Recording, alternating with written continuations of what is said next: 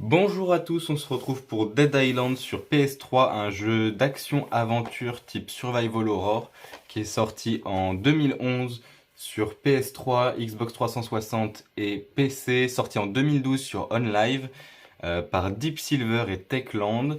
C'est un jeu du coup de survie un peu post-apocalyptique où vous êtes confiné sur une île avec des zombies. Euh, on va passer tout de suite à la boîte en elle-même.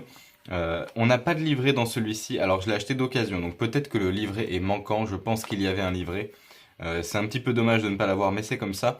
On observe qu'il n'y a aucun fond derrière, ce qui est dommage aussi. Sur la PS3, c'est quand même quelque chose qui se faisait beaucoup, ça se fait encore sur Switch. J'ai pas vu de jeu non dématérialisé sur PS4 et PS5, du moins j'en ai pas en ma possession. Donc je sais pas si c'est encore le cas aujourd'hui, mais je trouve ça très dommage qu'il n'y en ait pas, d'autant plus que là, on parle d'une île paradisiaque, on parle d'invasion de zombies, il y a quand même beaucoup d'illustrations possibles, ça aurait pu être l'île avant l'invasion, ou l'île après l'invasion, ou le type tout seul, enfin le héros tout seul sur la plage, ou dans une piscine avec des cadavres autour qui sont, enfin des cadavres de zombies qui l'auraient tué. Ça pourrait être beaucoup de choses, il y a beaucoup d'idées qui sont possibles en termes d'illustration et il n'y en a aucune, c'est dommage. On est sur un jeu qui est Peggy 18 avec du langage grossier, de la violence, du online. Euh, un joueur jusqu'à 4 joueurs en réseau mais un joueur en solo. 5 mégas minimum compatible DualShock 3 et HD 720p. On est sur un jeu sur lequel je suis mitigé, c'est-à-dire que moi personnellement je l'ai pas énormément aimé pour une raison assez simple, c'est que j'y ai joué très ponctuellement. Donc en fait, l'histoire, normalement il y a une histoire, mais l'histoire du coup, je ne l'ai pas vraiment eu, je m'en souvenais pas vraiment. J'ai joué qu'en solo également, je n'ai pas pu tester le online, tout simplement parce que mes amis n'avaient pas le jeu et je pouvais éventuellement jouer avec des inconnus, mais ça faisait déjà longtemps que la PS3 commençait à être délaissée, donc il n'y avait pas grand monde. Euh, Si on lit la quatrième, une mystérieuse invasion de zombies frappe l'île tropicale de Banoy, ou Banois, mais je pense que c'est Banoy, précisément l'endroit où vous vous trouvez. Échappez à l'enfer des morts vivants, levez le voile sur le mystère qui plane sur l'île et vous aurez peut-être une chance de vous en tirer. Des combats 100% adrénaline en vue subjective, fabriquez vos propres armes et dézombification massive, pardon. Alliez-vous à vos amis dans un mode coopératif à 4 joueurs haletant avec du Dolby Digital. Euh, c'est un jeu effectivement où vous allez créer vos propres affaires qui peuvent casser avec le temps. Euh, donc il faut forcément récolter des matériaux, se balader, etc.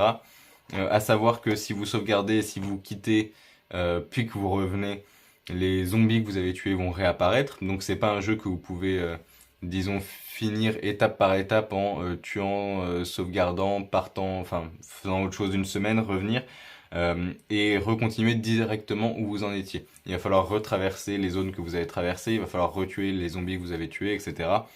Euh, c'est un jeu, ceci dit, qui est plutôt sympa en termes de réalisation, c'est-à-dire qu'on a des zombies qui marchent, qui courent, qui sont certains plus violents que d'autres, certains qui ont des blessures. Il me semble d'ailleurs qu'on peut leur infliger des blessures pour qu'ils soient plus lents, etc. Il va aussi y avoir des zombies particuliers qui vont être plus forts ou plus rapides ou des choses comme ça. De grandes zones à visiter puisqu'on est sur un monde ouvert, totalement ouvert ou quasi totalement ouvert, puisque forcément de temps en temps il va vous falloir des outils, des machins pour passer une barrière, pour passer un portail, pour passer des choses, donc il va falloir forcément crafter ou trouver ce qu'il faut pour avancer. Donc c'est en ça qu'il n'est pas totalement ouvert, mais sinon c'est un monde totalement ouvert. Vous pouvez vous balader dans les piscines, dans les maisons, dans les appartements, dans les immeubles, etc. Vous pouvez fouiller les valises, fouiller plein de choses. Donc c'est un jeu qui est assez complet, qui je pense aurait pu me plaire si j'y avais joué entre guillemets d'une traite. Après il y a aussi le souci de si je dois le faire d'une traite, il faut que je le recommence. J'ai un petit peu la flemme parce que j'ai bien avancé, j'ai des armes sympas, j'ai des trucs sympas. Donc d'un autre côté ça fait chier et puis en plus de ça j'ai pas beaucoup de temps en ce moment. Voilà, à titre disons de contexte, je me lève à 5h50, je rentre chez moi, il est 18h. Autant dire que j'ai pas beaucoup le temps de jouer ces derniers temps dans ma vie. Donc pour l'instant, il va rester au placard. Peut-être qu'il y aura une update sur ce jeu-là. C'est un jeu que vous pouvez trouver d'occasion à environ 1,80 €. En tout cas, sans faire de recherche très précise, je l'ai trouvé d'occasion à 1,80 € avec la boîte sans le livret. Ce qui indique d'ailleurs qu'il y a un livret, donc je me contredis avec ce que j'ai dit tout à l'heure. Il y a bien un livret normalement. Mais c'est un jeu, du coup, si vous aimez bien les jeux post-apo, zombies, d'action-aventure, de type survival horror, les choses comme ça. Alors il n'est pas très effrayant, hein, mais voire pas effrayant du tout. Mais c'est un bon jeu de type survival en action-aventure avec des zombies. Donc si c'est le genre de jeu que vous aimez, à 1,80 € sur PS3, je vous le conseille. Après, si c'est pas un type de jeu que vous aimez particulièrement, ou si après avoir regardé un peu de gameplay, vous vous posez des questions, vous avez des doutes, je vous le conseillerais pas forcément parce que forcément il est plus cher sur PC. Pourquoi il est à 1,80 € sur PS3? Parce que plus personne hormis moi ne joue à la PS3. Mais du coup voilà, si vous voulez l'essayer, je vous le conseille, quitte à la limite à l'acheter sur PS3 d'abord, puis sur PC si jamais il vous plaît. Parce que 1,80 € de perdu, c'est pas grand chose. Vous pouvez très probablement le trouver aussi dans des Happy Cash, Cash Converters, Cash Express, les trucs comme ça. D'ailleurs, on en revient toujours au même point, mais je vous conseille d'acheter toujours d'occasion avant le neuf. Ça évite la surconsommation, c'est bien écologiquement, c'est bien économiquement. On peut avoir des choses qui sont en très bon état. Si on regarde Heavy Rain par exemple, il est d'occasion, la boîte est en bon état, les illustrations sont pas abîmées. J'ai le livret, j'ai le CD n'a pas de rayures. On trouve des choses très bien d'occasion.